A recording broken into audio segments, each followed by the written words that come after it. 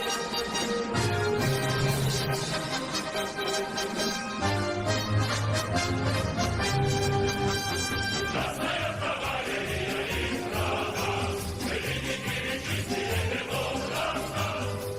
and welcome back to the D Geopolitics podcast. I'm joined once again by JM and Lydia, and today we're talking about Crimea, all things Crimea, past, present, and where we are going from here. JM, how was your week? A normal one. Halfway through, and Lydia? Mine was good. I'm still a little bit jet lagged, so that might affect things a little bit, but I'll do my best. So we're basically going to talk about Crimea's history, and we have Lydia here for the Russian perspective and JM for a little bit more of the historical perspective.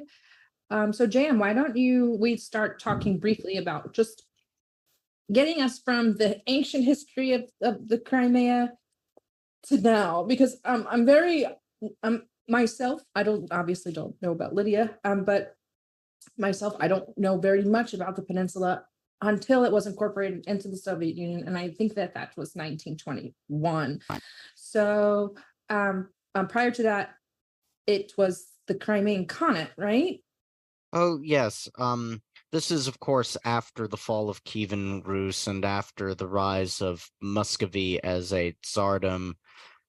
That, yes, the Crimean Khanate was one of the Golden Horde's holdouts, but not really, because they were only by then very, very, very tangentially connected to the Mongols. And the Crimean Khanate, after Ivan the Terrible reduced the Tatar Khanate by conquering Kazan, it came under the protection of the Ottoman Empire. And the Crimean Peninsula was something that, of course, Peter the Great had wanted to get in the Great Northern War, but he hadn't been quite strong enough to get it. But Catherine the Great did get it during the Russo-Turkish War of 1768 to 1774. And because, of course, of its very southerly position in the Black Sea, and because at the time Turkey was a major military threat and geopolitical competitor to the Russian Empire, the Crimean Peninsula very, very quickly, and especially the city of Sevastopol, became important to the Russian Navy. It also became, even in imperial times, very much a holiday destination. The Russian Riviera, the southernmost point of the Russian Empire that was fully, unquestionably in Europe and with the sea.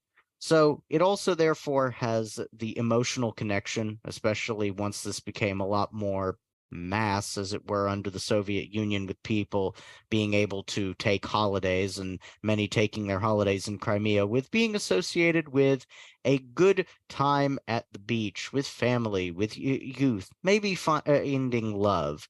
So that's a big part of it.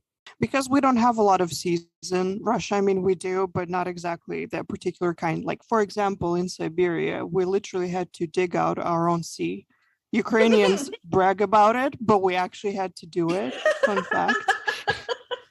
So, weird flex, but here it is. So it was the Siberians that actually dug the sea. Weird how that happened. we dug our own sea, yes, because Crimea is a little bit far for us, but it is it is definitely a very special place, even in that respect. So we know that Crimea is obviously is passed along when the Ottoman Empire is defeated, and credited with that is Catherine the Great. So what now, even in the West, which surprisingly, I've never really been taught anything bad about Catherine the Great. I wouldn't say she's lauded, but she's definitely acknowledged as a very powerful female leader. And I'm wondering, she's definitely held in some sort of admiration in the West, maybe not a focal point, but there's this sort of seething hatred now from the Ukrainians in regards to Catherine the Great, especially in the regions of Odessa and the Crimea. And is what I'm kind of trying to ask, because in the context of the history, in the context of what was taking place at that time, it it's kind of a natural thing for Catherine the Great and Russia to have taken over that vicinity, if that makes sense. Well, I think that the reason she obviously gets hate is because Catherine brought these regions, so Kherson, Crimea, Nikolaev, and Odessa, into the Russian Empire before they'd been part of the Turkish Ottoman Empire. And she brought them into the Russian Empire. This, of course, makes it very problematic for modern Ukrainians because a Ukrainian state and Ukrainian people as such had nothing much to do with this. What made these lands, instead of being Turkish, Ukrainian, as I suppose you could call it if we're going to be a bit anachronistic here, is the fact that they were brought into the territories of Russian Ukraine by Russian military arms and by a Russian empress. And indeed, she founded the cities of Kherson and Odessa. She actually founded Odessa just a few years before she died. So this fact is there, but it also is very troublesome for the Ukrainian national narrative, as it means having to acknowledge that their country, such as it is, was for a very long time not a subject in international relations so much as an object, as implied by its name, the borderland, a large, expansive territory fought over and sought after by others. But the actual territory itself is only important insofar as it can be added or subtracted from the territory of those others, not really so much in itself in that sense. So then we move forward. Now we're in the Russian Civil War, which is definitely a conflict I am not very well versed in. But I will say that the whites, as in the white army, for listening, I think I'm talking about white people. The whites actually held the peninsula, and the Red Army was able to take it only. I mean, it did change hands many, many, many times, but it was only allowed they were only able to take it when they threw like an exorbitant amount of bodies at it. I believe that the losses were 5-1 between the Red Army, with 5 losses to every 1 loss of the White Army. And that was in 1920. And they were able to take it, but only because of the amount of troops they sent through that isthmus. That's gonna be like my favorite word of the can you guys say that? Isthmus. Can we pick a different word? That narrow passageway, that bottleneck. Isthmus. It's a bad word. It's a bottleneck, basically. So the Red Army was forced to bottleneck themselves through this isthmus, and they didn't have any other routes to take. But they were eventually able to take Crimea, and Crimea became the autonomous Soviet Socialist Republic as part of the Russian Soviet Union, which was 1921. So I really don't know what happened, if anything, in that interim period between 1921 and maybe 1942. So for 20 years, I'm guessing that Crimea lived in relative quiet, I'm guessing, during this USSR. Anybody? Well, until World War II, certainly. Right. Like all of the territory, though, of that area, it was badly hit by the famines of the early 1920s and also the 1930s, albeit Crimea wasn't one of the particular hotspots. But that's on the basis of memory from some articles that I've read. I'm afraid I don't have perfect memory of the history of the Holodomor in Crimea. I would say that in terms of, I think it is part of the importance of Crimea in terms of emotional memory, that was the last holdout of the White Army. But by the time fighting really got there, it was very clear that the whites were lost because they actually effectively lost the Civil War over a 8-month period from basically the end of July 1919 to the winter of 1920. So when Tukhachevsky was able to turn his attention to Crimea and to defeat Baron Wrangel, it was pretty clear which way it was going to go. And actually, given the resources at his disposal, I think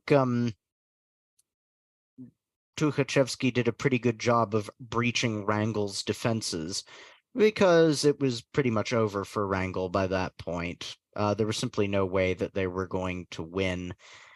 However, Crimea did become very important in World War II because it was as the Germans steamrollered east, and particularly after the disaster at Kiev in September 1941, Crimea, because again of the narrow isthmus with access to the peninsula, was in 1941 which was the last part of was just a little island of Soviet power that was left in territories of the Soviet Union that were otherwise overrun. And it was also important to hold on to it because otherwise the Axis navies would have a lot more free reign in the Black Sea. So it was decided to try and hold on to it.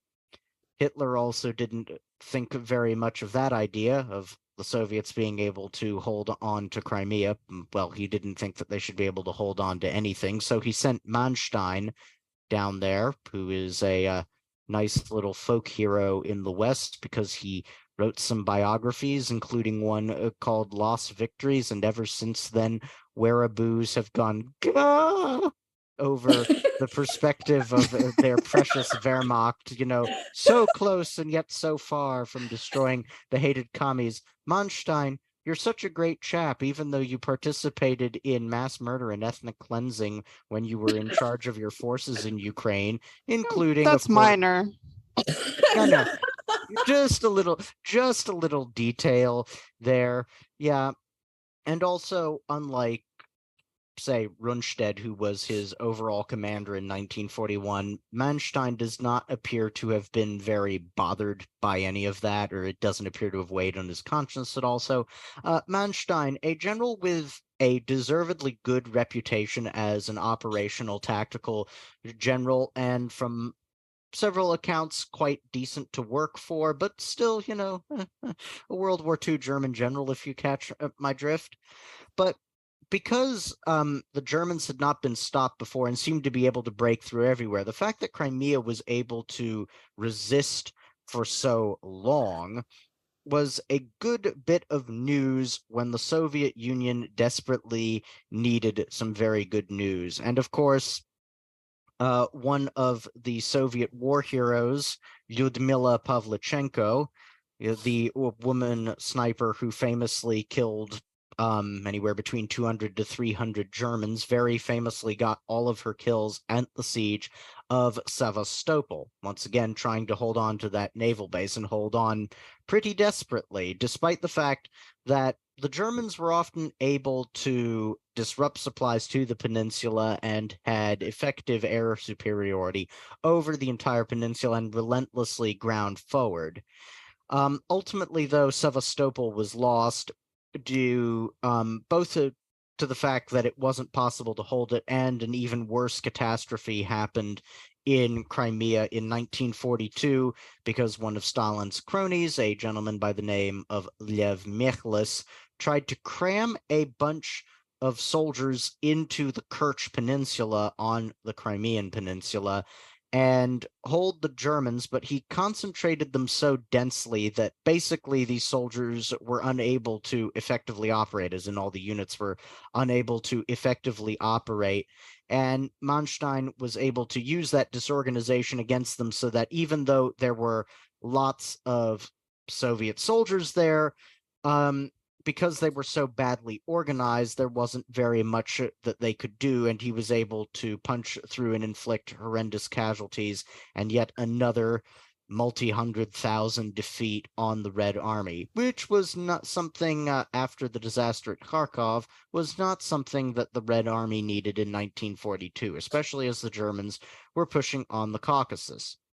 The occupation of Crimea was also extremely brutal. The peninsula was effectively denuded of many of its people. Except for the Crimean Tatars, who were more amenable than most of the Ukrainians and Russians were to the presence of the Germans. But I say more amenable, not amenable, because Crimean Tatars were mostly also victims of the German occupation, but because they got to stay when the Soviet army returned in 1944, also inflicting a kind of perfect revenge on the Germans, because the Germans in 1944 in Crimea got caught in the same situation the Red Army had been put in the summer of 1942 in Crimea, and were also similarly destroyed in an utterly one-sided battle. Stalin, being Stalin, and therefore, as we know, not somebody who ever engaged in paranoid thinking, or who would ever engage in the kind of thinking of the ends justify the means, and that it is better to let 10 guilty escape rather than convict one innocent man, promptly deported the Crimean Tatar people to Kazakhstan. This, suffice it to say, created a lot of ill feeling and controversy. However, people who had successfully fled Crimea or who just needed a home were settled in Crimea, mostly by that point Russians and Ukrainians. Mostly Russians, though. There's a problem, though.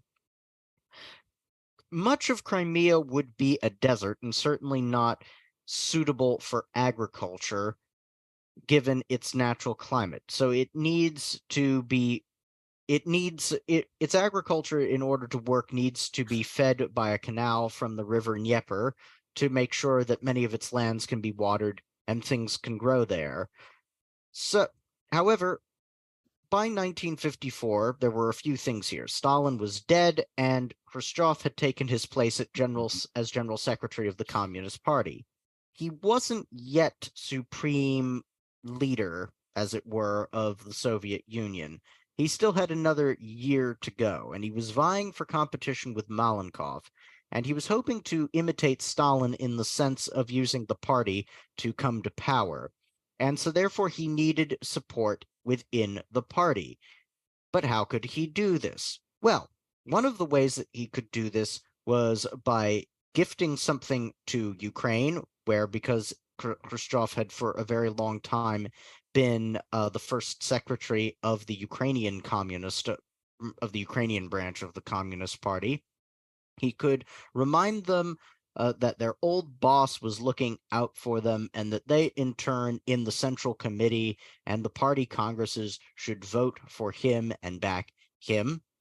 But it isn't to say that he just gave Crimea just because he wanted to win some favors with the Ukrainian party leadership or party apparatus. There was a practical matter to consider. Crimea was still in the Russian Republic.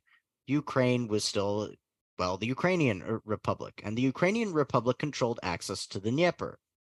Anybody who knows anything about the Soviet system and planning knows that one of the things that was baked into the system very early on is that different units or authorities within that planning system would hold on to their resources for dear life, because they would never know when directives would change from on down, or there could be unforeseen circumstances such that they would need those resources. So they tended to hold on to them until they were ordered to release them. This helped create some of the production problems, shortages, and bottlenecks, which the party was able to smooth over but never quite solved.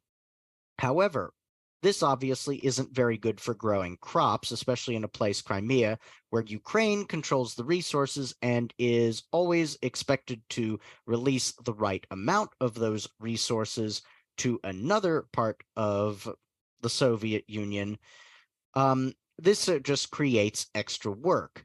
So, one way of solving this problem and making sure that Crimea always gets enough water for drinking, for agriculture, for what have you, is to transfer Crimea to the Ukrainian Republic. So for Khrushchev, this solved a few problems all at once. And as for the question of, well, because it was brought up in the Politburo that the transfer didn't make sense because most of the people in Crimea were not only Russian speakers, most people in Ukraine were and are Russian speakers, but also most of them were ethnic Russians.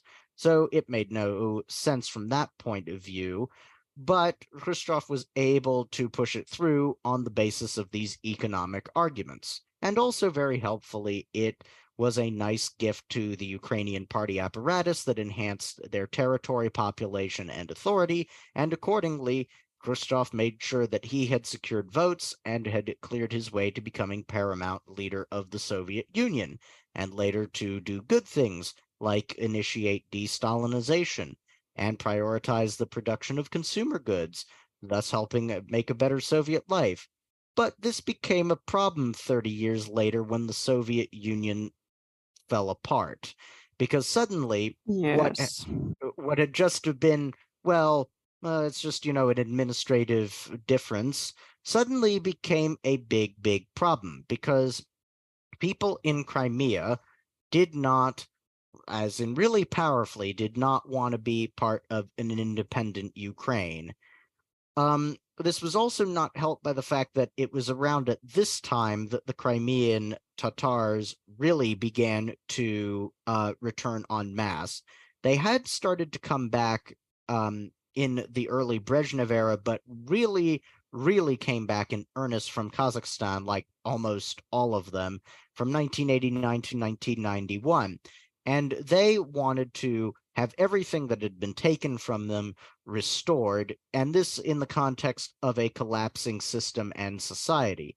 So people there felt embattled and threatened, and it wasn't a very good situation, not helped by the fact that Ukrainian ultranationalists were determined to Ukrainianize Crimea, but they lacked the state capacity at the time to really carry that through. And Yeltsin, although he was prepared to give away everything and indeed made some mumbling statements, as Yeltsin tended to do, about support for Crimea, and certainly Yuri Lushkov, the longtime mayor of Moscow, took the issue under his wing. It wasn't something that Yeltsin wanted to ruin relations with Ukraine over, but Yeltsin, although he tended to give away everything, was not going to give away the naval base at Sevastopol. So they patched together a compromise, that is to say, Yeltsin and Kravchuk. The deal was Crimea would be part of Ukraine, but it was supposed to be an autonomous part of Ukraine, whereas the Ukrainians place a huge emphasis on everything must be super duper centralized.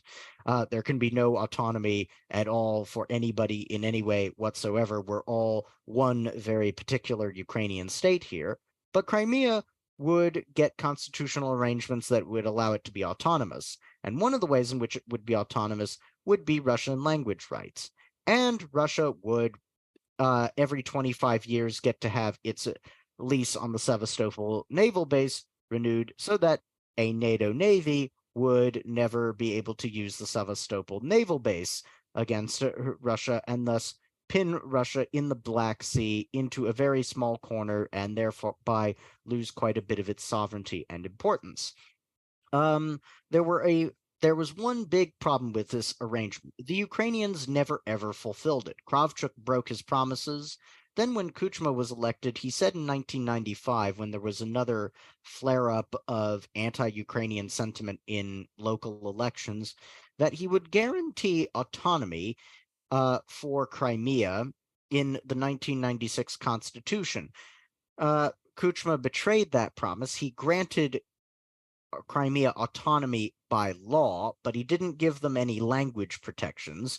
So this meant that they had no Russian language protections, that they had autonomous status, but it was only in law, not by the Constitution, so it could be easily taken away at any time. And the 1996 Constitution says that Ukraine is a unitary state. It also says in Article 16 that the duty of the Ukrainian state is to preserve the genetic fund of the Ukrainian nation. So it also says that. Whatever that means. It means exactly as it reads. Okay. Yes, it's a very the Ukrainian constitution is very, very weird. Well, sounds like it.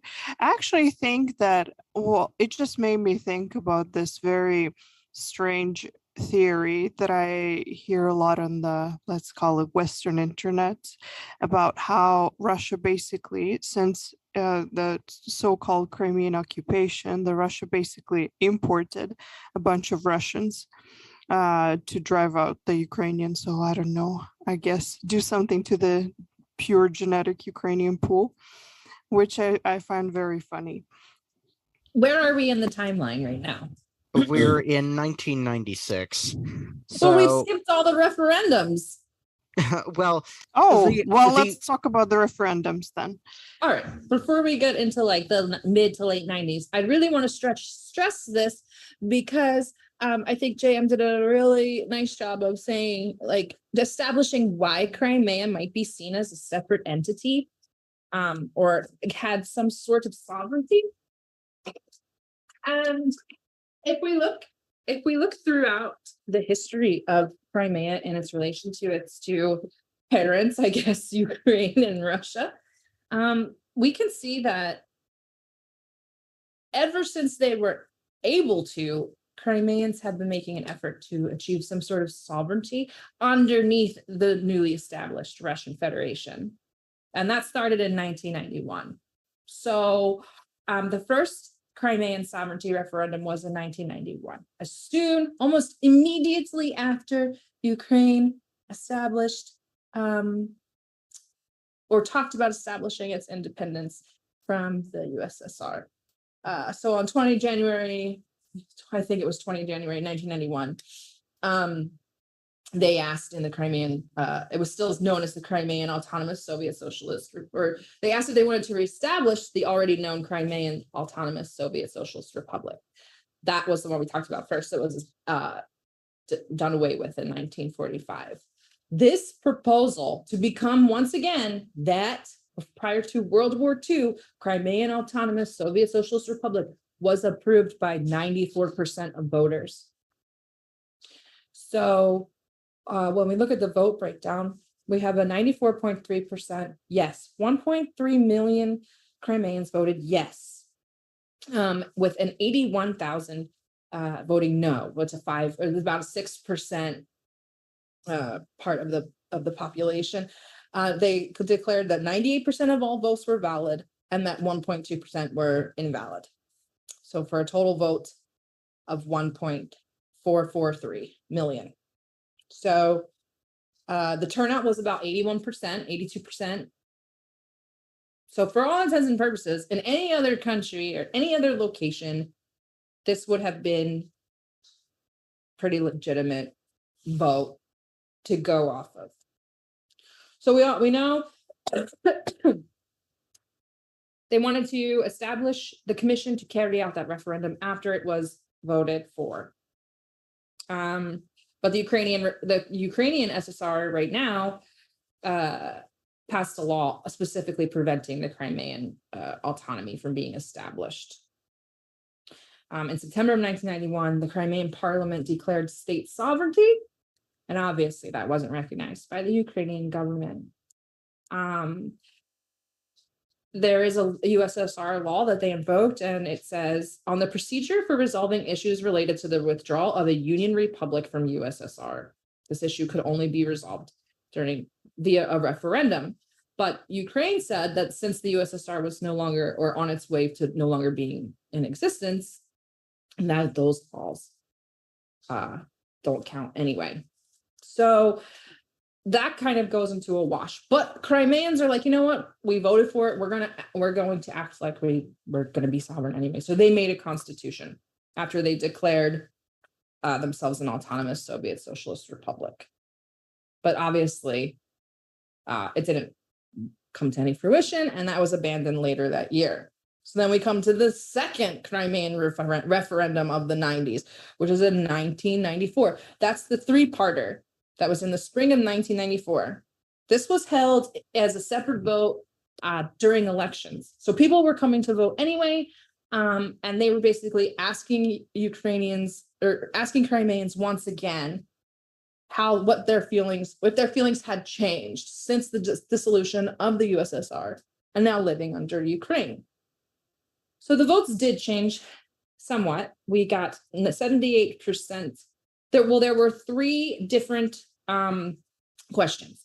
The first question was, are you for the restoration of the provision of the Constitution of the Republic of Crimea, which determines the regulation of mutual relations between the Republic of Crimea and Ukraine on the basis of a treaty of agreements? So this is for the restoration of Crimea as a separate republic.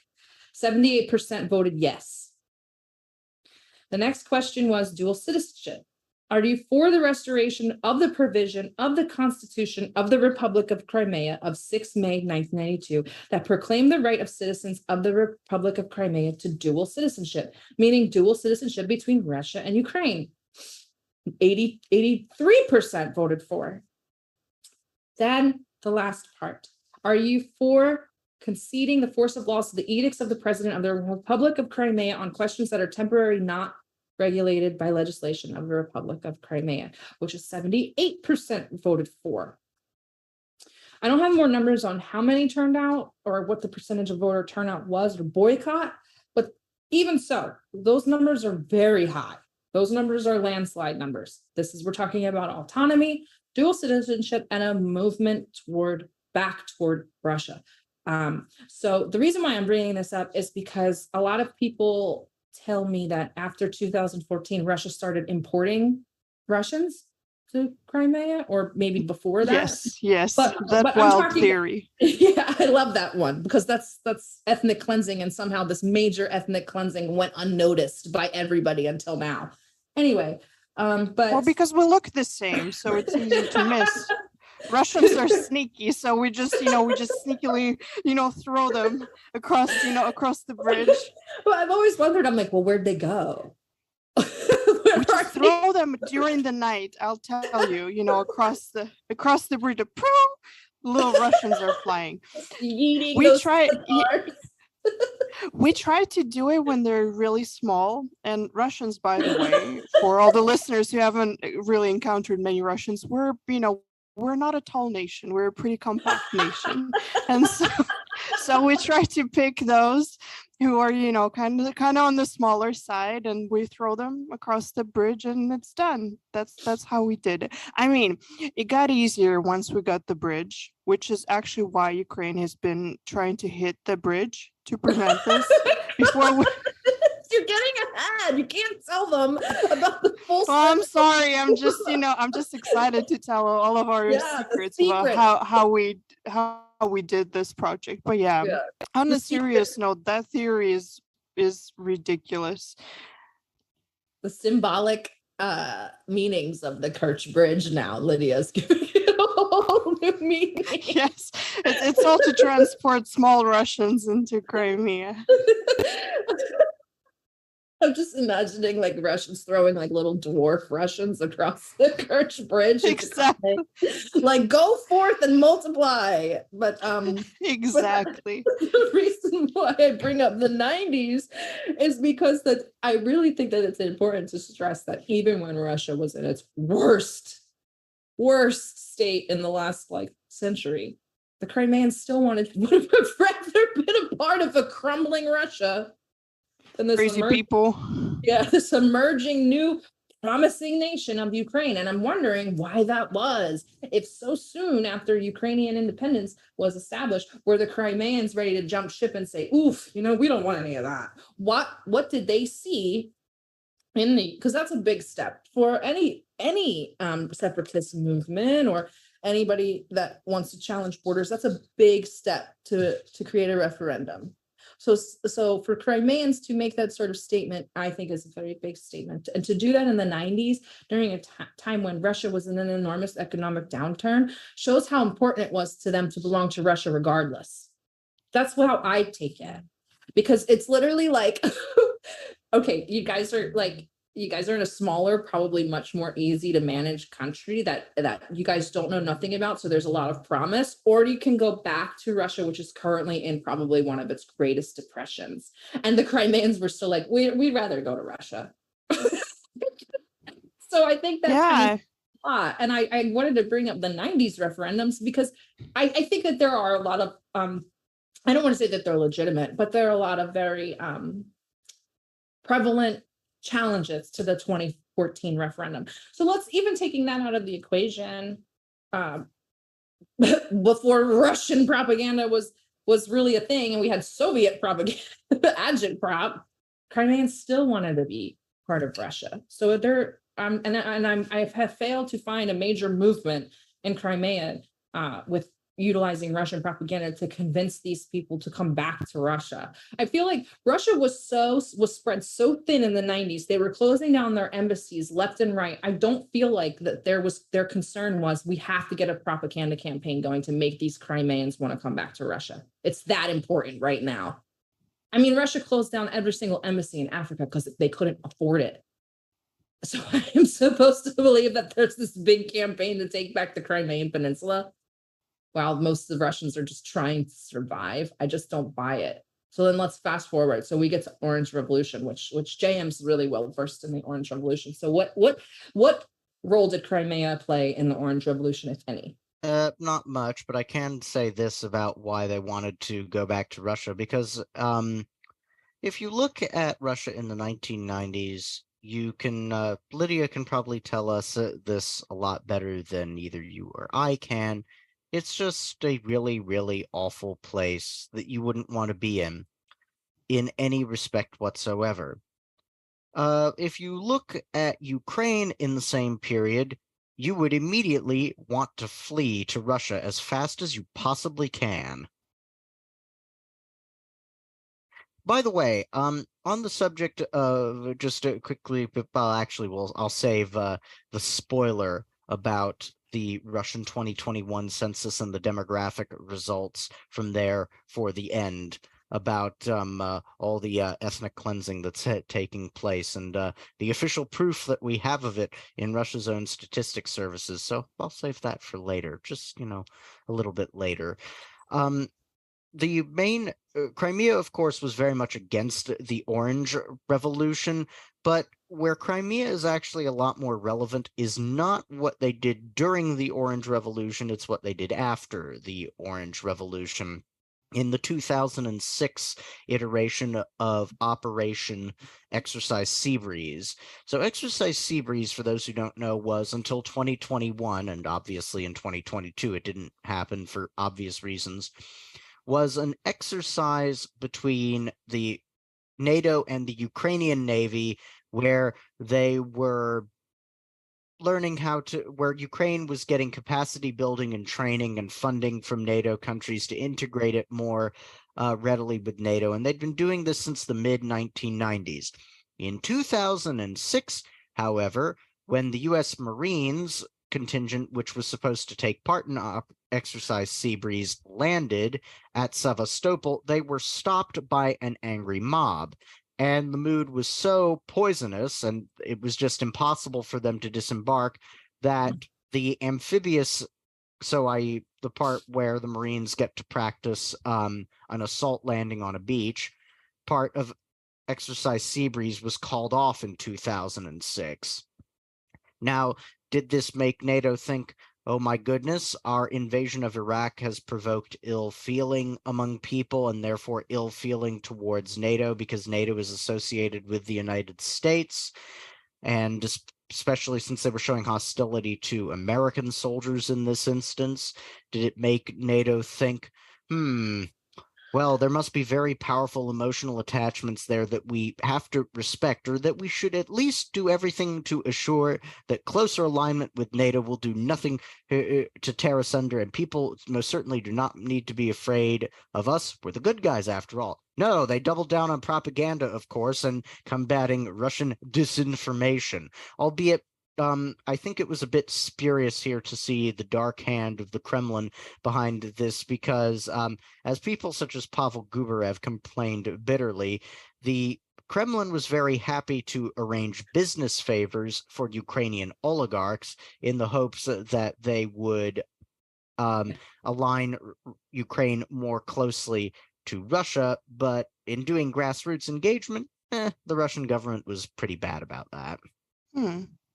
Makes sense.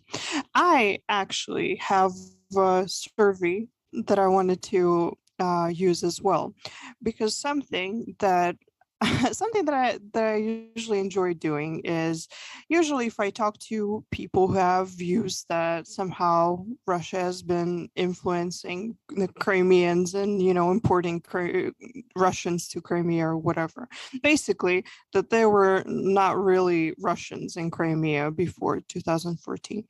I like to use Western sources. And so there is actually a pretty interesting survey. It's public opinion survey that was made by none other but the International Republican Institute, that is actually sponsored by USAID. So, which tells you something. And it's a very, people, if you're interested, you can Google it, but it's called Public Opinion Survey, Residents of the Autonomous Republic of Crimea, and it was done back in 2013. Okay, so we can guess that back in 2014, obviously, the US and the famous Victoria Nuland was already baking the cookies and had her sights on Crimea. And so they... it was in the works. And so they were doing some research to, I guess, figure out what the mood was. And there are a lot of interesting questions that were asked, but one of the questions that is probably the most relevant to us in this case is this: regardless of your passport, what do you consider yourself? And so the options, the answers that people gave were Crimean, Ukrainian, Russian, Crimean Tatar, other. And so can you guess what the most prevalent answer was? Russian. Russian. It was 40%. 40%. And 40% Russian. Nationality in terms of what you consider what nation you belong to, or did they mean it more in an ethnic sense? I guess they didn't specify. They just meant, whatever. What do you consider yourself? Do you consider what do you yourself feel? do you consider yourself Russian? Do you consider yourself Ukrainian? Do you consider yourself just Crimean? Whatever and that I kind of means. want to piggyback onto what Lydia's saying, because they did this in Eastern Europe too, when they were trying to organize the Slavs. And they basically, everybody had to have an ethnicity declared in the Austro-Hungarian Empire, and people could declare whatever they want. It was basically, because there was no way to tell. They were like, put down your ethnicity on your identification, and there was no specification, like JM asked, like, is this according to language, religion, parents, what is this according to, where you were born? There was nothing like that. They just told them, like, whatever you feel that you are, and ethnicity is defined differently by different people. So I think it's important to leave that open-ended as saying, like, what do you feel that you are? Yeah, I feel like that's kind of, your first instinct. What are you? And so the breakdown is that 40% said that they were Russian. Then the second most popular answer was Crimean, actually, not even Ukrainian. And then it was 15% for Ukrainian and 15% for Crimean Tatar. And then 5% for other, and then 1% for people who didn't know what to answer, I guess. So that already gives you a pretty good idea of what people felt like before the, the referendum. Well, I've got an even better one. It's the 2001 Ukrainian census. Ooh, we have a survey competition. Okay, let's hear it.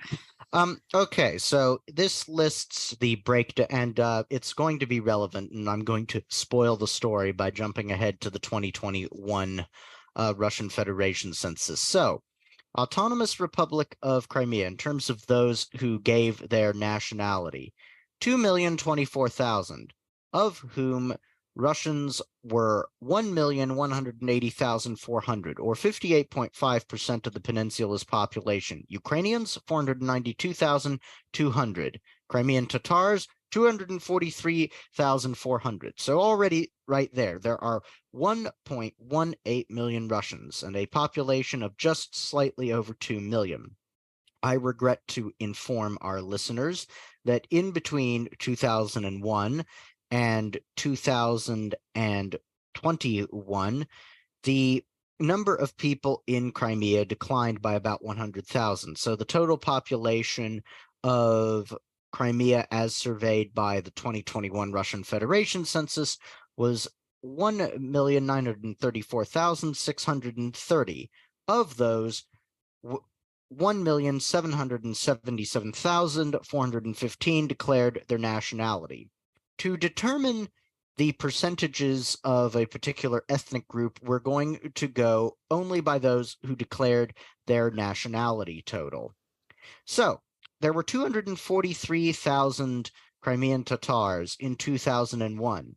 And as we know from reliable patriotic Ukrainian sources, the Crimean Tatars have been ethnically cleansed and brutalized, yes? Mm-hmm. In 2021, there were 250,651 Crimean Tatars, or 14.1% of the population of the peninsula. There were, at the same time, however, 1,296,442 Russians, ethnic Russians, or just over 72% of the population of the peninsula. By contrast, where we see the biggest drop, and again, there is no scientific need for anybody in this survey to declare what they are and present it on the basis of it. It's, a lot on the basis of what do you feel yourself to be. So there are people in this survey in terms of their ethnic group who declare themselves to be French, Estonian, or German.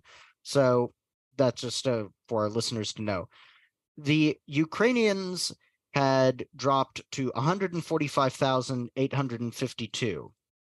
Now, given that there are 100,000 fewer people in the peninsula, this means one of two things. Either the Ukrainians are correct and ethnic cleansing was carried out, but they're absolutely wrong about which ethnic group was targeted, and it was the Ukrainians, or much more likely, those Ukrainians who didn't like life in Crimea because they were just such believers in the idea of a united Ukrainian people and the great nation of Ukraine, which had done nothing except make the basket case that was Russia look good, decided instead to leave Crimea and go to Ukraine to have a better European standard of living, or whatever it was they were thinking, or just as Understandable. or just as likely a very large number of Ukrainians, i.e. people who previously declared themselves to be ethnic Ukrainians, felt so alienated from Ukraine that they decided in the ethnic survey to declare themselves to be Russians, not Ukrainians. Well, and if you look at it this way, I mean, can you blame them? Because I feel like something that a lot of people don't talk about. I mean, we obviously talk about the referendum and the annexation, how they call it, a lot, but not a lot of people talk about the blockade that was targeting Crimea, and how their energy was cut off because Ukraine was, under obligation to supply their energy. But then, they decided not to. And so can you really blame people, even if some of them changed their minds? Because I feel like when Ukrainians, something that always strikes me as a Russian, whenever I hear Ukrainians, general, Ukrainian leaders talk about Crimea, talk about Donbass, what do they talk about? Territory. But they almost never talk about the people. It's almost as if people don't exist, their interests don't exist, but they actually do exist, and they have their desires and they have their fears, and they obviously they want to go with the government that they feel cares for their needs. So let's really dig into what happened to Crimea during 2014, because this is where like mass confusion starts to set in, right? Because Maidan's kind of happening, it's still kind of going on, it's in its wind down phases. Things are heating up in the east. We have the Odessa massacre, and I'm not going to sugarcoat that shit for anybody. I'm willing to play devil's advocate for most things, but when it comes to the Odessa massacre, we know that Ukrainian nationalists burned people alive. inside of a building because they were ethnic Russians. And we know that those people that participated in it are still being celebrated today, and they're on Twitter with huge followings. But that's neither here nor there. We'll get into that, and maybe we'll do an episode just on the Odessa massacre, because I feel like that's something that deserves its own episode. But then we know that these far-right militants and Azov, or actually it wasn't Azov back then, it was still right sector. Azov hadn't really become a thing. This was still like kind of in its infancy. They start going over to Crimea, and the Crimeans begin to panic, right? So, Yes. JM, what happens in 2014 with Crimea? They rushed to have a referendum, right? Well, a bit more complicated than that. There were a few things going on in a few different places. First, the Maidan people were exulting in their victory, and since they like to talk a lot about agency, one thing that has become very clear to me from reading more pro-Maidan sources is that they certainly don't think that Russians in general, or people who support Russia, have any agency. They're mindless automatons who need to wait for orders and told what to do. At the same time, Putin, who had actually been mostly just enjoying the Sochi Olympics and not paying attention to what was a developing and horrible political crisis in Ukraine that was putting Yanukovych in extreme peril, suddenly found himself utterly wrong-footed when the deal that Yanukovych had signed with the political party leaders of Maidan, though not really the true power on the square, and brokered by the European Union and the USA, for Yanukovych to in effect surrender his power and basically acknowledge that he was going to lose the next presidential election, that was overturned by an armed coup d'etat on the night of 21 February, morning of 22 February. And that very same day, the Ukrainians repealed Russian language protections. And the EU and the US, rather than saying, oh no, you must respect the political agreement that you reached with President Yanukovych, immediately celebrated the fact that he'd left and recognized the new coup government and mocked Russian concerns. So it was also clear from this action that very much the West was not going to do anything to ensure that Russia's interests were protected. And as a matter of fact, they didn't care about that. And even any commitments that they made weren't worth very much. And given the fact that the renewal of the lease on the Crimean naval base to 2042 had generated such controversy for Yanukovych himself, now that he was gone and a bunch of nationalists were in question, they were going to almost certainly question and try and revoke the lease on the base, meaning that Russia was faced with the prospect of losing the Crimean naval base within 3 years if they didn't act fast. So they needed to do something.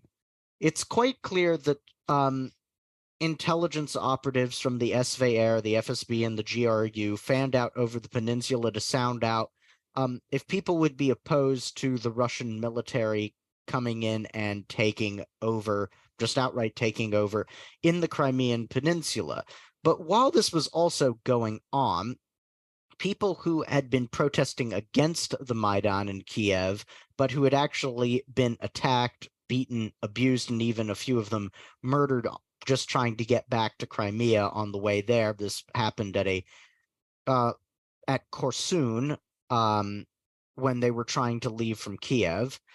So they brought back with them these tales of what has just gone on in Kiev and what sort of people that they're dealing with who are now in power in Ukraine. And given everything that you've pointed out, Chabu, about how full of protest and quite positive the emotions people had in Crimea, largely about Russia, and also their discomfort with being in Ukraine, they certainly were not going to stand for this. So thousands of people came out into the streets demonstrating for either independence or to join Russia.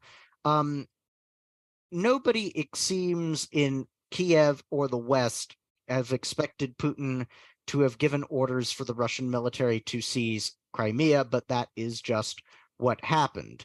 But even before Russian soldiers began taking over key strategic points, the aforementioned Russian intelligence operatives had approached people in the Ukrainian military and Ukrainian police, particularly people like who in the Berkut unit who had suffered a lot in Kiev, and even some Ukrainian soldiers and sailors to ask, would you be willing to move to this location over these next few days and secure it for something special, which we can't tell you about, which is going to happen? And they found a pretty large number of people willing to say, yeah, sure, I'm definitely up for that. I want to get some payback for what happened on the Maidan. So rather than it being this fraught process with people protesting a foreign invasion, what caused people in the West and Ukraine to absolutely sputter with rage and incomprehension was not just that the Russians were able to bloodlessly take over Crimea, but that they were welcomed by the people of Crimea, and even in many instances by Ukrainian soldiers on the peninsula, as in half of all Ukrainian military personnel on the peninsula outright defected to the Russians, as in they marched out of their bases and signed up to be part of the new Russian armed forces, including at one time the head of the Ukrainian Navy. Let's talk about the Kerch Bridge. It was built. It's this huge symbolic. Obviously, Lydia told us the dark side of the Kerch Bridge, but it's, it's this huge symbolic triumph for Russia after climbing out of the depths of despair of the 90s and the early aughts, and they built this incredible feat of engineering. We talked a little bit about the geography of the Crimean Peninsula and why it's so difficult to get things in and out of there, because you have that tiny isthmus, or do you have to use water, and so, or obviously air. And so the Kerch Bridge made it so that was no longer there was no longer a bottleneck effect. There was another vein, if you will. So yeah, and so we can talk about the Crimean Bridge, and then we can kind of jump in how people feel about it now, how how it connects Crimea to Russia, but also like both literally but also symbolically, which is why Ukraine hates it.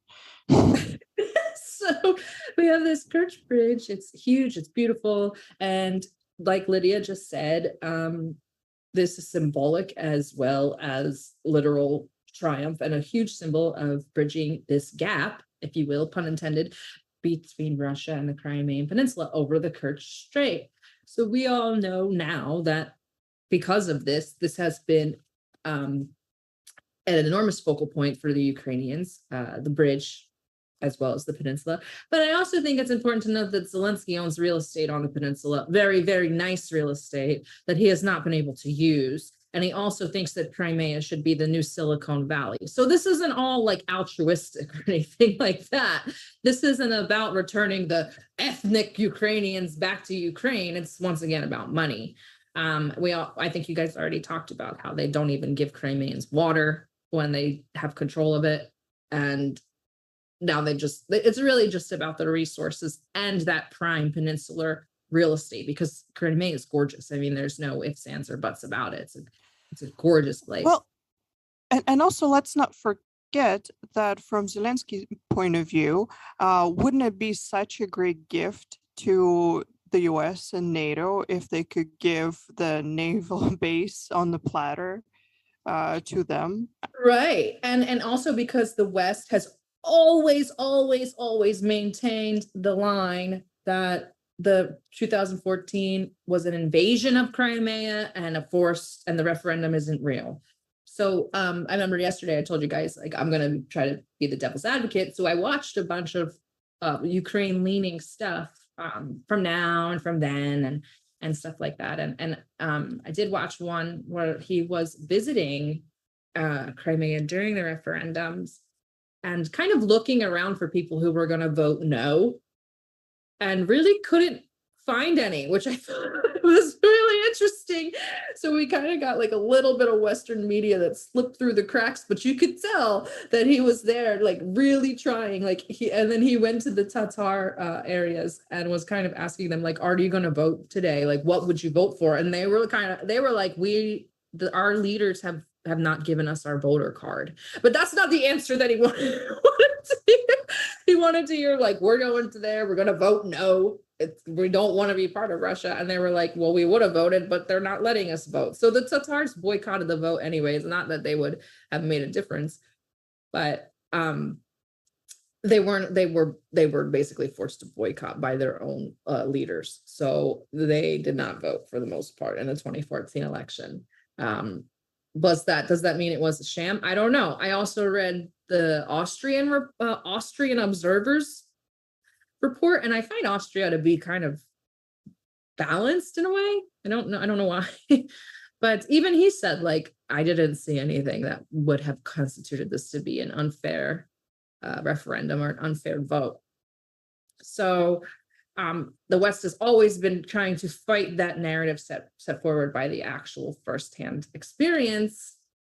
And so, yes, it would be the ultimate gift if Zelensky was able to be like, look, all of your propaganda dreams have come true.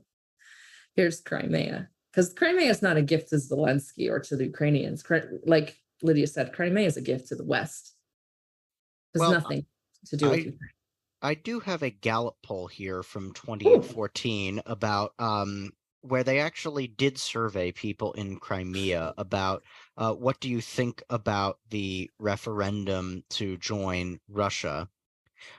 Please tell me if you agree or disagree. The results of the referendum on Crimea's status likely reflect the views of most people there. In Crimea, 82.8% of the population agreed. That would seem to suggest that the turnout and results were not entirely free or fair, because they got 97% of the vote voting yes on a 85% turnout, as I recall, but it still would have been, had it been, completely above board or whatever, it still would have been very powerfully yes. Of those who agreed that it was legitimate, 68.4% of those Crimeans who were considered themselves ethnic Ukrainians who answered this Gallup poll said that the referendum was legitimate and reflected the views of most people there. 93.6% of ethnic Russians did. So even among self-declared ethnic Ukrainians, a very large percentage thought that most people here want to join Russia, and that presumably means most ethnic Ukrainians. Well, I can tell you this because I feel like, we're having this like survey battle. Like you get a poll, you get a poll. But I wanted to add some let's call it anecdotal evidence. There is this Ukrainian website that's called Strana UA. They have a YouTube channel, they have a Telegram channel. What they are is in Ukraine, they're actually considered opposition media, but they are Ukrainian. And so on some issues, I would say they are neutral or more balanced. I'm talking as a Russian, but they're still Ukrainian. And so back in 2016, so that was 2 years after the referendum, one of the reporters went to Sevastopol and basically talked to the people on the streets. And she asked them a very neutral question. She asked them, how has your life changed in the past 2 years? And the reporter is obviously Ukrainian, and and you can see in her face that she didn't like most of the answers, because the answers and people, I felt, were very balanced, because it didn't look staged, as some people could claim. People were saying that a lot were saying that we were always Russian, so we always wanted to be with Russia, and we were very happy. And they were also talking about some issues. They were saying how, well, and let's remember that was still back in 2016. They were talking how there were still some job issues, there were still, some pricing issues and banking issues and things like that. But still, the replies that she got, they were overwhelmingly positive. And she would ask them questions like, well, would they want the Ukrainian government back here? And she also got overwhelmingly negative response. And she also did an interesting experience, which I enjoyed, because after she asked the people questions in Russian, she said, well, maybe they're scared to tell the truth because obviously they think that I'm Russian. And so she would ask them in Ukrainian and she would get the same response. And I felt that it was very telling because 2 years later it still pretty much confirms what we could see back in 2013 and in 14 and in 16 and what we see now. That Crimea is essentially, whether people like it or not, it is overwhelmingly Russian. Well, and that happened again, actually. That happened again in 2022, I want to say. A CNN, Jay, maybe you can find it, but a CNN reporter, I can't remember his name. He's also on the Mir Tvet's list, and he's not allowed to enter Ukraine proper. I don't know why. I don't remember what happened. I did know why at one point, but he went out to Crimea for CNN with the intention to get back. With the intention to get back into, I'm laughing because this is so funny. The intention to get back into Ukraine's good graces, right? He was going to go out to Crimea. He was going to do this big expose, middle of the war. I think this was back during the last Crimean bridge strike, with the suicide bomber, the truck bomber, whatever it was. And he wanted to like go there and do a big expose about how people were like ready for this war to end, to return to Ukraine. And he couldn't find anybody to tell him that they wanted to return to Ukraine. So it didn't really Poor guy. work. Still not allowed in Ukraine. Didn't Oh. wanted it to go. So he only got to interview. I mean, I'm sure he interviewed more, but only like, I'm guessing the more gentle ones made it into the like video, because the woman's like, no, like she's like very, very vehemently like, absolutely not. There's no way I want to like go back to Ukraine. And they're like, well, what about the war? And they're like, what, you know how Slavs and Russians are. Well, whatever has to be done has to be done. I mean, we just wait. And nobody said that they wanted to return to Ukraine. And this was after almost a year of the conflict. So I think that's very telling. And you did say something about them not taking citizens or the people's feelings or their desires into consideration. And I mean, they literally show you that when they bombed the bridge and 2 civilians died, orphaning a child. And then they tell us like, who cares? You shouldn't be on a bridge during a war. I mean, it's kind of crazy. They don't really care about anything. And taking back Crimea, once again, to reiterate, is not about taking back the people. It's about money and about the real estate and the resources. So Exactly. And actually, I was watching actually today this interview with Yevgeny Murayev. He's, he's a Ukrainian politician. He's opposition. And he's currently not in Ukraine, by the way. Fun fact. Who would have thought? But I was watching his interview. That was back 7 years ago, but I felt that actually it just really struck me because he's very pro-Ukraine, but pro-Ukraine in a very healthy way. And he was saying how the current government actually doesn't have a plan for taking Crimea, like what it means for the people. The government doesn't think about what it can do to make it attractive to the people. It only thinks about force. And it's this old, how we say in Russia, the cake and the whip strategy. Yep. And so I feel like what Ukraine has for Crimea is only the whip, and what yep. Russia has for Crimea is a cake. Because if you look at it again, let me go back to my favorite Western survey, but they also asked them this question back in 2013. What issues are the most important for them? And people cited unemployment and control over price growth and industry and corruption, which I'm not going to say that Russia came there and made it all perfect, but definitely, and you can hear it in the interviews of the people, they overwhelmingly state that things have got better. And when they talk about Ukraine, they say that they never had any hope for things getting better. And that's something that a lot of people in the West, regardless of how they feel about the current conflict, need to keep in mind.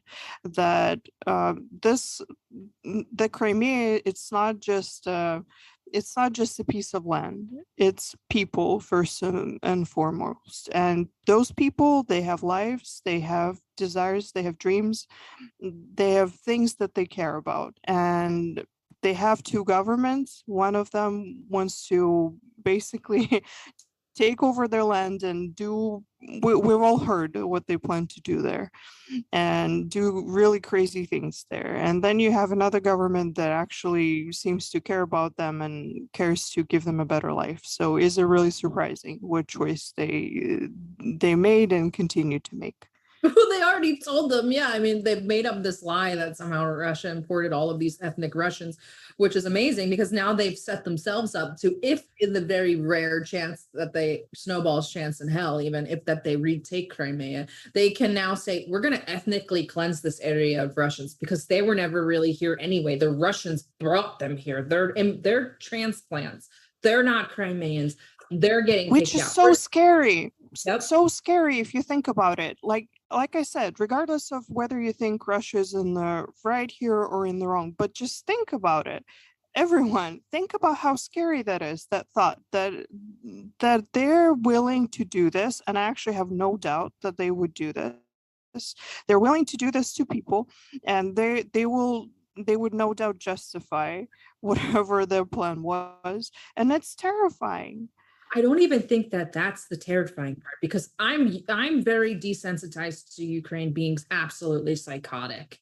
I think the terrifying part is that the West is going to uphold this narrative that Russians have been implanted into that peninsula and say, well, I mean, Ukraine's just reversing what Russia did, and Russia's our enemy, so we support Ukraine. That's the terrifying part because we're talking about ethnic cleansing on a very large scale, millions. And that is ethnic cleansing. If they don't, whether or not they die or not is obviously beside the point. That's a form of ethnic cleansing, making them move. And they don't have to hide it. They're going to be able to do this in broad daylight, and the West and all of their supporters are going to say, like, go home, Ruski, like, you weren't supposed to be here anyway. So that's even more terrifying. It's that these people, if Ukraine takes that peninsula back, these people know that they're going to be forcibly evicted from their homes, but no one's going to be able to help them. Only Russia. And we would have to see, I mean, that's a whole nother rabbit hole, but what Russia could do in that instance. But that's the terrifying part. Like, the West upholds this weird morality about humanitarian interventions, right? That's what they used as the excuse to go into Yugoslavia. But I mean, this would be a humongous humanitarian catastrophe, just like the dam. But because it's happening to ethnic Russians and because it's theoretically hurting Russia, the West is going to uphold it. So I think that's the more terrifying part, is not only that Ukraine makes up these fanatical stories to justify either their past or future actions, but I think that it's scarier that the West is willing to uphold these ridiculous rumors as fact, which that's the scarier part. And that's why I think that a lot of the people don't really dwell in a solid reality. I think that's why we get a lot of these weird things from Ukrainian government. True. Yeah, you put it very well. All of it is terrifying because sometimes, as a Russian, obviously, during the past year and a half, I've dealt with my fair share of hate, and I try not to dwell on those things. But occasionally, it's like 3 a.m. and I can't sleep, and I start thinking about this, and other things of that nature, and it is very scary. So we've got two attacks on the bridge in this, two major attacks, let's say, two major successful attacks on the bridge. First one is relative. Let's define success here. Okay, well, I mean, I'll say successful that major repairs had to go underway. So, like, there was some sort of damage done to the bridge. I guess that's what I'm actually, like, maybe I'm a Ukrainian today. I'm taking the small victories. I'm gonna give it to Ukraine. they messed up the bridge for a good couple weeks, right? They just kind of shut down a lane or so, right? Okay, I'll just be a proud Russian and kind of dismiss it. But then yeah, well, let's give it to them. I'm just yeah. So they get it's not just because I'm Russian. They get this random guy. What is he, like Georgian or Armenian or something? Who, me? No, what? Not you. The guy that drives across. Who are you? What kind of a random guy are you? Tell us. Fell asleep and woke back up. So it was the man who was being sent as an unwitting suicide bomber by the SBU. He was Azeri.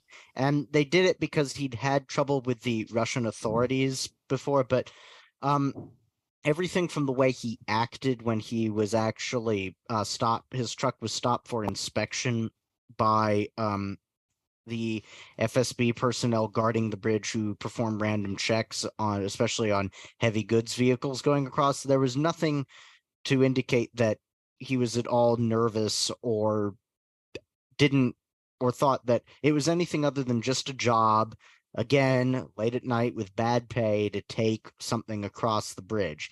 So it's almost certain that he had no idea he was going to his death and was being used as an unwitting suicide bomber. Also terrifying.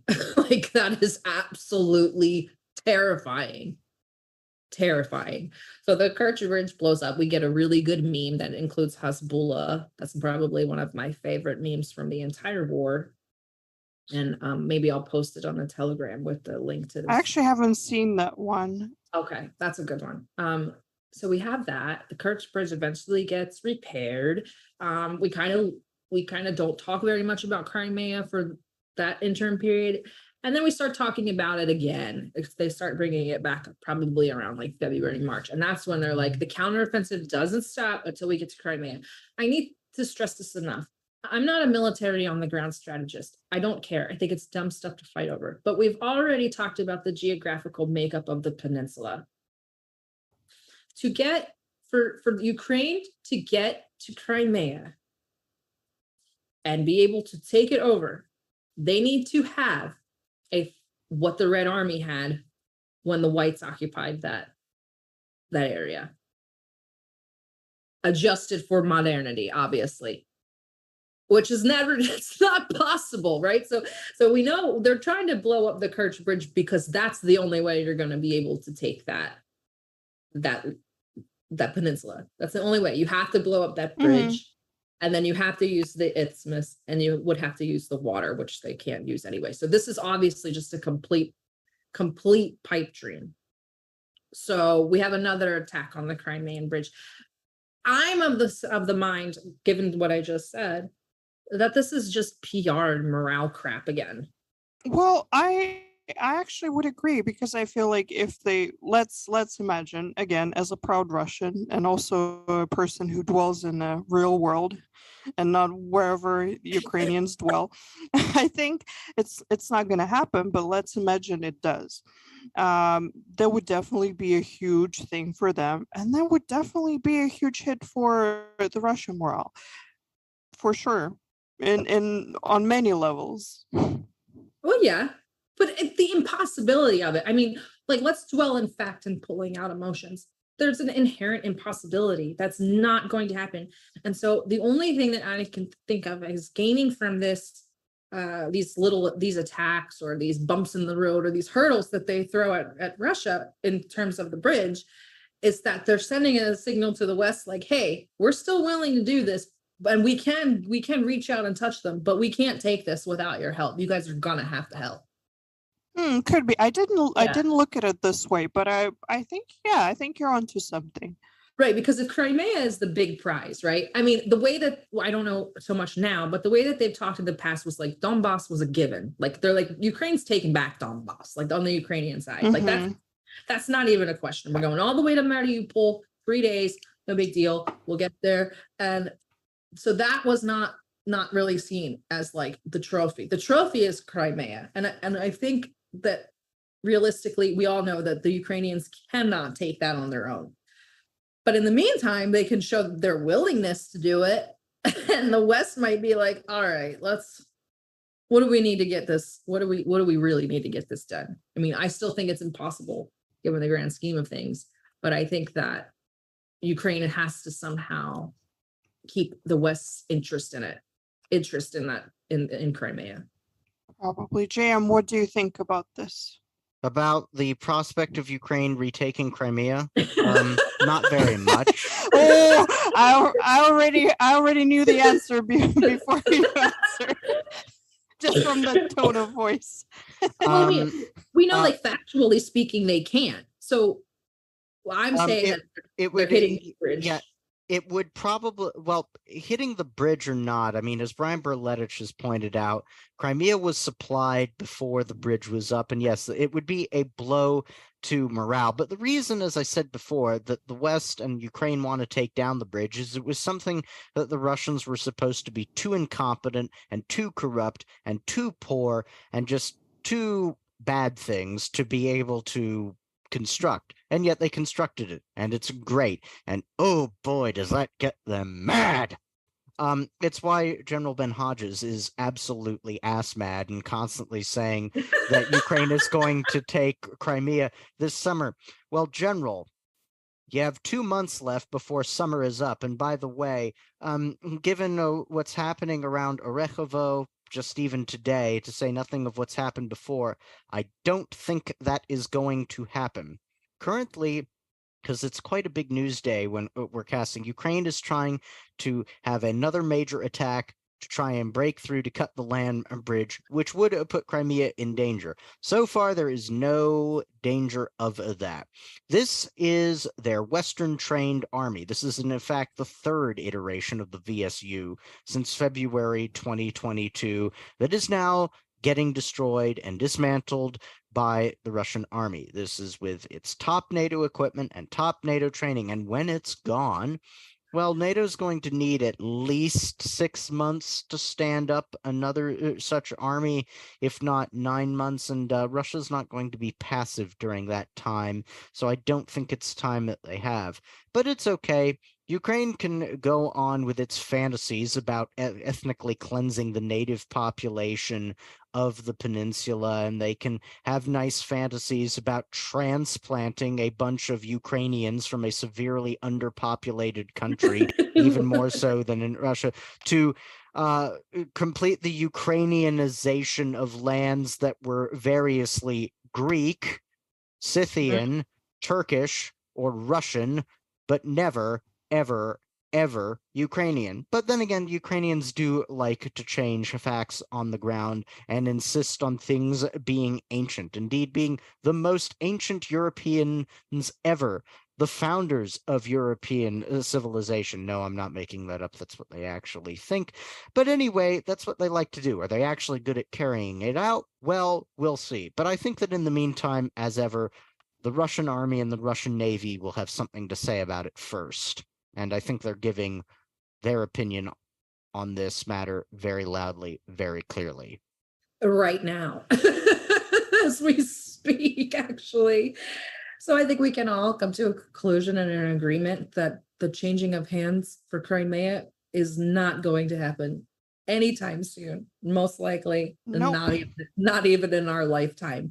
The end. No, I'm just kidding. But yes, I think we can all agree that Crimea will stay with Russia for the foreseeable future. Yes, and we like it this way in Russia. Lydia and I have to get back to throwing midgets across the now damaged Kerch Bridge, which has just made our job even more difficult. Yes, unfortunately, it's a long way to throw them. JM sounds like he's sick of us already, so we're gonna let JM get off of this horrible podcast where we've just tortured him for over an hour and a half. JM. No, it's been lovely. Yes.